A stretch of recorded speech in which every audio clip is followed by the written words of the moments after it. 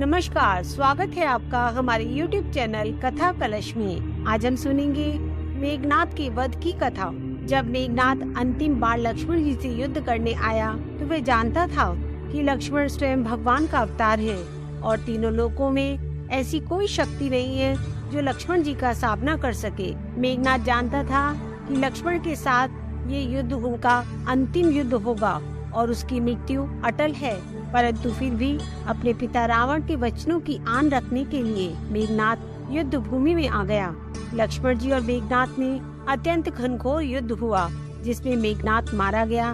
तब लक्ष्मण जी ने मेघनाद के कटे हुए मस्तक को श्री राम के चरणों में रख दिया। जब मेघनाद की मृत्यु की सूचना रावण के महल में पहुंची तो किसी को भी इस बात पर यकीन नहीं हुआ कि उनका वीर राजकुमार मृत्यु को प्राप्त हो गया है। मेघनाद की पत्नी सुलोचना को जब इस बात का पता चला तो वह मंदोदरी से बोली कि अब मैं एक पल भी जीवित नहीं रहना चाहती हूँ, मैं अपने स्वामी के साथ ही सती होना चाहती हूँ।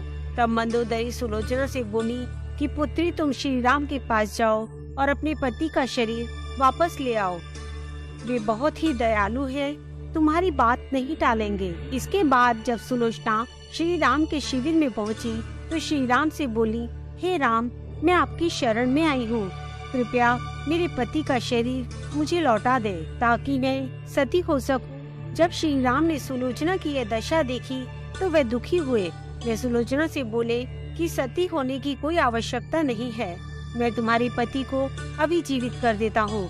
यह सुलोचना ने कहा कि हे कृपा निधान, मैं नहीं चाहती कि मेरे पति जीवित होकर संसार के कष्ट भोगे। मेरे लिए तो यह सौभाग्य की बात है कि मैं आपके दर्शन कर पाई, अब जीवित रहने की कोई इच्छा नहीं है।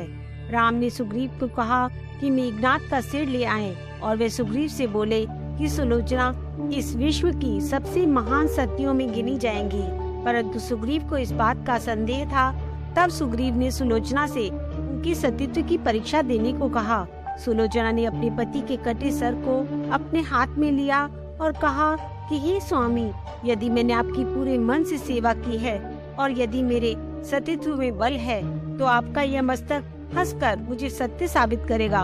इतना सुनते ही मेघनाद का प्राणहीन सर जोर जोर से हंसने लगा, जिसे सुनकर सुग्रीव अचंभित हो गए और सुलोचना को नमन करा। इस तरह सुलोचना ने अपने सतीत्व की परीक्षा दी और अंत में सुलोचना अपने पति मेघनाद के साथ स्वयं इच्छा से सती हुई। धन्यवाद। अगर आपको हमारी यह कथा पसंद आई है तो कृपया हमारे चैनल को लाइक करें, शेयर करें और सब्सक्राइब करें और बेल आइकन का बटन जरूर दबाएं ताकि जब हम अपनी नई कहानी लेकर आएं तो आपको पता चल जाए। धन्यवाद। जय श्री कृष्ण। राधे राधे।